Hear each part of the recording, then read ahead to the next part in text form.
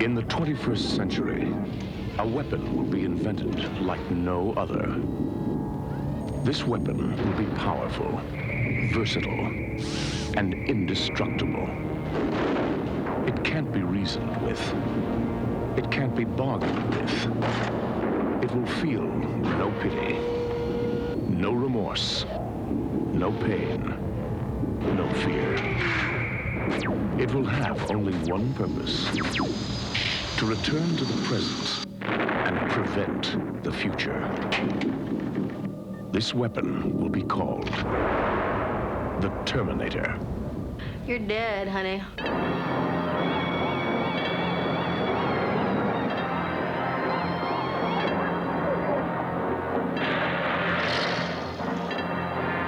What day is it? The date! 12th May, Thursday. What year?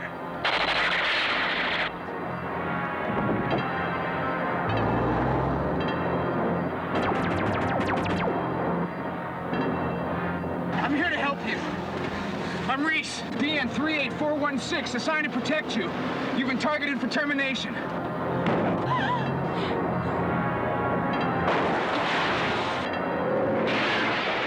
Why does it want me? Why me?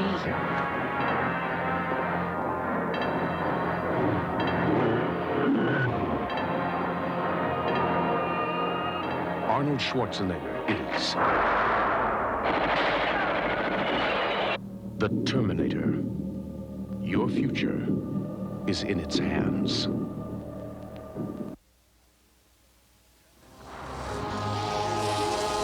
Terminator was an idea that I had when I was in Rome. I was just sitting around basically in my hotel room. I was in fact sick at the time. I had real high fever.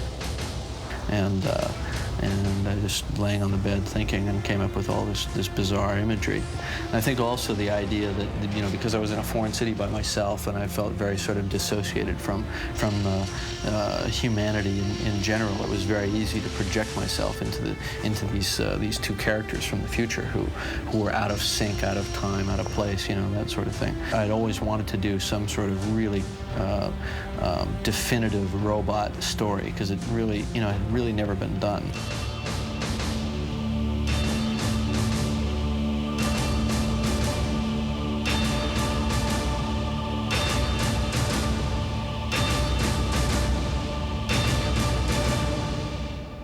What did you think when you first got the script for T1? I mean, because they wanted you to read for the other guy, right? So you read it thinking about the other guy, or, you know, about Reese? Do you remember what you were thinking when you read it? The more I read the script, the more I remember I got fascinated by the Terminator. The bad guy.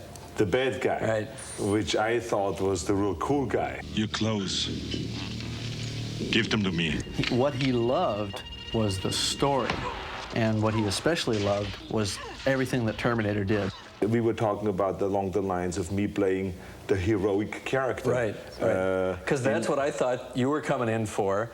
And the funny thing was, when I went to that lunch, I didn't see that as you know, in the back of my mind, I was thinking the Terminator, you were thinking the Terminator, but we sit and we have this polite lunch because we've never met each other, and neither one of us mentions it, right? And then we both go back to our guys and say, Terminator, you know. You then did something really smart.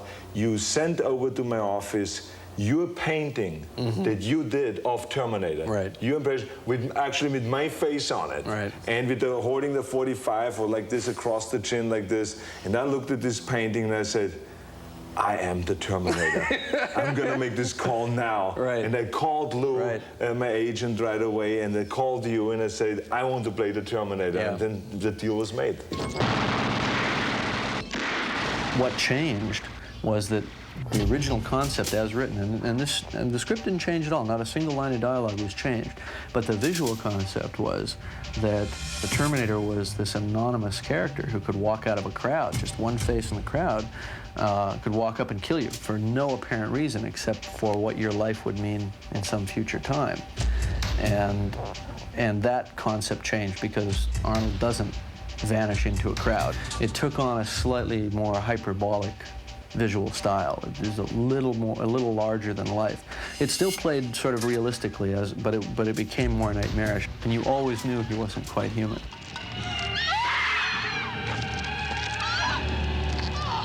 Obviously, in order to get the intensity on the face to make you a killer, there's a fine line with having you be completely blank.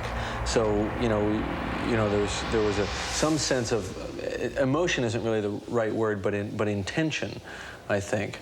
The fact that you were a killer, I don't want to say predator, but a predatory creature in a way, and very focused on your goal. Sarah Connor?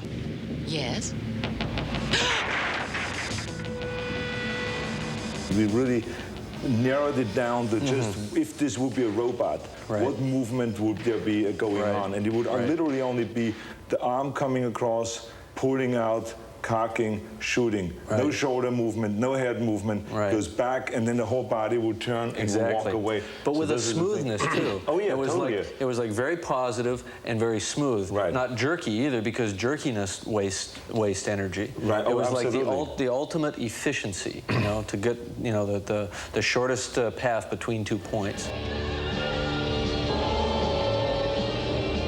What I found to be effective, certainly on Terminator, was to do a slow motion build-up, or to subtly segue into slow motion where you almost don't realize it, and it becomes almost a dreamlike pace, or that dilation of time that you experience when you're in a traffic accident and it's happening and you can't stop it, and time seems to stretch. For me, the fun in that scene was the build-up. The latent tension of what is going to happen, knowing that one guy's armed, the other guy's armed, they're lurking around through the crowd, so all hell's going to break loose.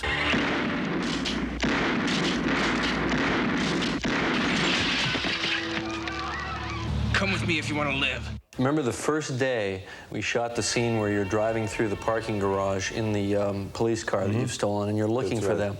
And on that first day we got together and we talked a little bit, and we worked out some physical behavior like a shark, kind of the way it moves back and forth looking for prey. And then you came up with the idea of moving your eyes, then moving your head to follow the eyes, then moving the eyes back and moving the head back. So it became almost like a surveillance camera. And the funny thing was, it didn't really get real to me until the next morning in dailies. And I saw that close-up and I went, this is working great. That nobody has ever seen this before. I'll be back. When writing I'll Be Back, I didn't think that line would play funny at all, because you almost have to see the movie to know that he's coming through the door with the car. I figured that would be a line for people who were seeing the film again, which obviously Terminator is one of those movies that people see over and over, so it works like that. But you know what? It worked even when people hadn't seen the movie before, because they could just guess what your version of coming back was going to be. You know what I mean? By that point, they were in sync with the picture, and the picture was working.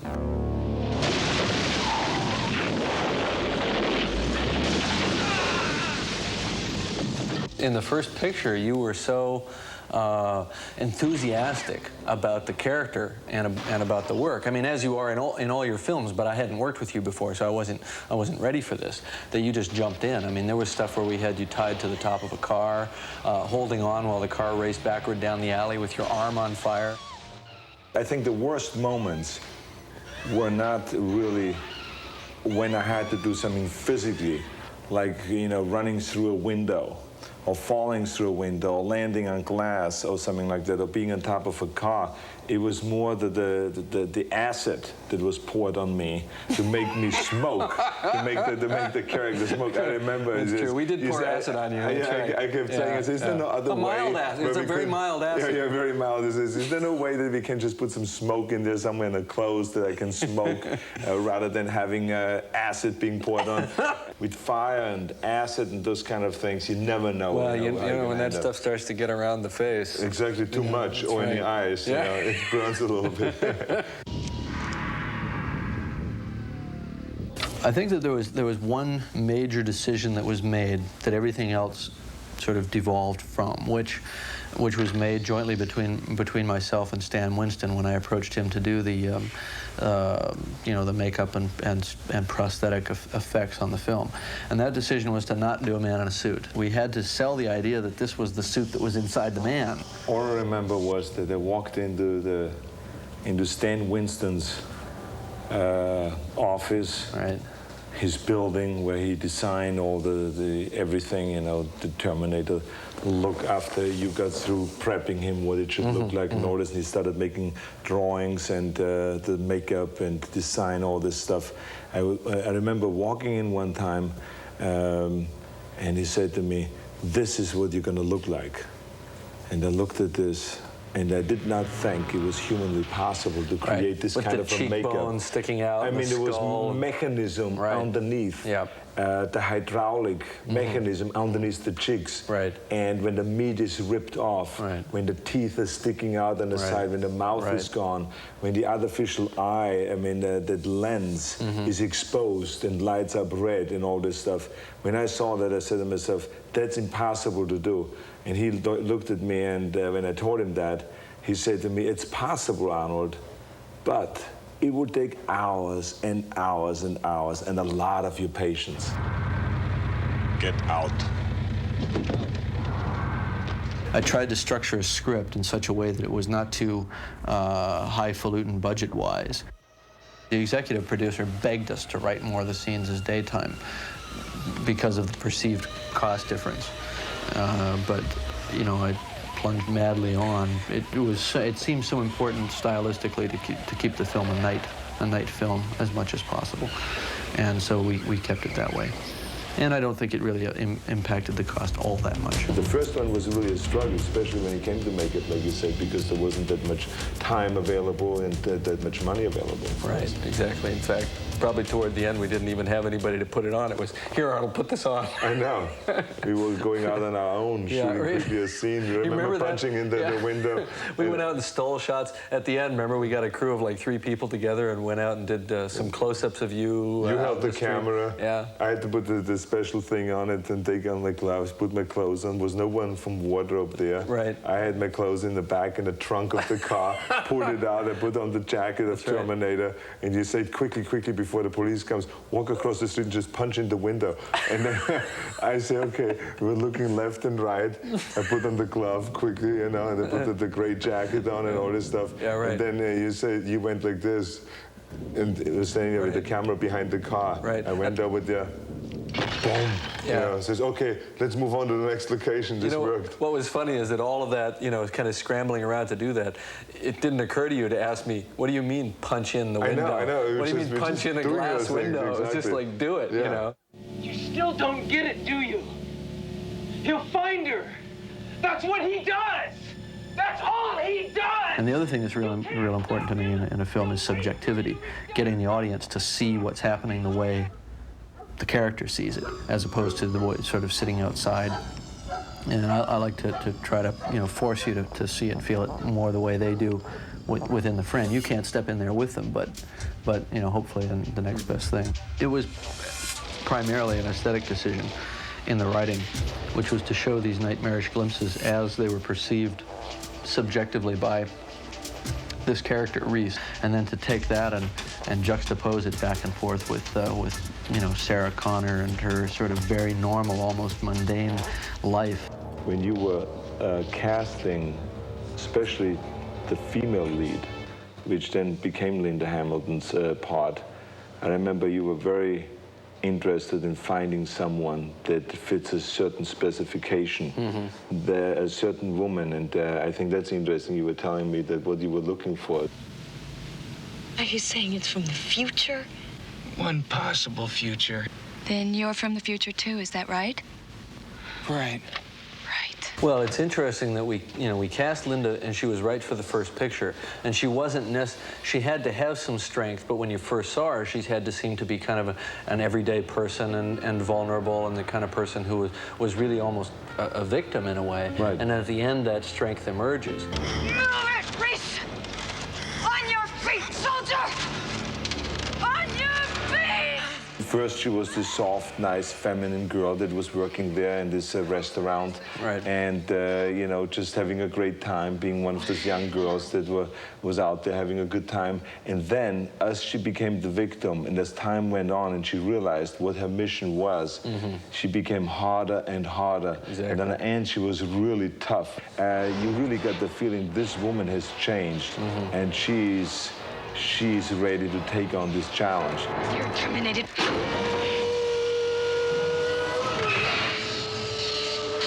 Michael Biehn obviously did a fabulous job with Reese. There is a funny anecdote there, which is that Michael came in to read for us, and he gave the best reading of any of the actors that we'd seen, but it was with a Southern accent, we talked to his agent, very politely said, you know, Michael's very good, but we really don't want him to seem so specific that he comes from the South, because you know, he's from the future. We don't want it to be that specific. And the agent said, what accent? He doesn't have a Southern accent. It turned out that he'd been reading for Cat on a Hot Tin Roof the morning, you know, that morning of the reading, and he hadn't shaken the accent. Sarah. No. Run! So he gave another great reading minus the accent, and that's when we cast him. I came across time for you, Sarah. I love you. I always have.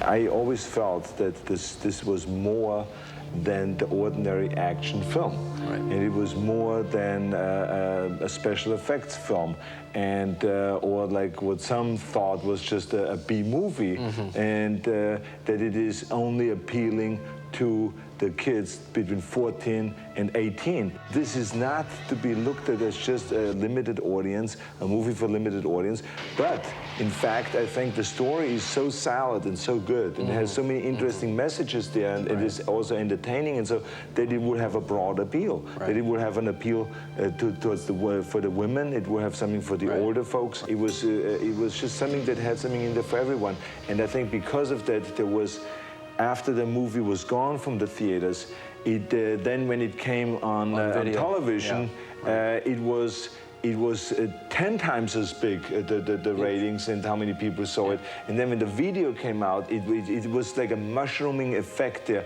And I think that's what eventually led to the belief that we must do a second Terminator. It's funny that every year that went by that we didn't make the sequel, the demand for the sequel got greater. Exactly. Yeah. And you know, that's why you and we got together periodically and started working on a plan and mapping out times to keep a certain time period blocked out so we can go and eventually down the line. Actually, you'd call me up about once every 6 months and say, so how's it going on? No, you'd talk about other things for about 5 minutes, and then, so how's Terminator 2 going? That's right, yeah. So I mean, anyway, so that was, we were fortunate enough that it did come together and that we did make a second Terminator. Allá, viene una tormenta. What did he just say? He said there's a storm coming in. I know. Terminator 1 was like a hallucination for me. I was making my first picture. I had no idea it was really going to be a success. I mean, when I wrote it, I probably thought it stood the chance of being a success. I wrote it that way on purpose, you know, but you never really believe that it's going to happen or that it can happen. And so everything after that was like a dream for me for a while. And then I realized, yes, it did happen. This really did find its audience. And it gave me a lot of courage as a filmmaker to go on and do other stuff. I felt right from the beginning when I read the script and when I had my meeting with Jim Camron that it was a winner. I felt it all the way through the shooting of the movie. Every time we prepared for a stunt, every time we did a scene, I was more and more convinced that we had a winner in our hands. And then when Jim showed me, after the shooting was completed, he showed to me some of the edited footage. And when I saw that, it was so intense and it was so well done that I just couldn't get enough of it. And it was really one of the first times that I could see rough cuts of a film and wanted to see more and more of it. So I believed all along that it's going to go through the roof. I was hoping and praying that the studio would believe the same thing and would support it 100%. And so I knew I was sitting on a gold mine.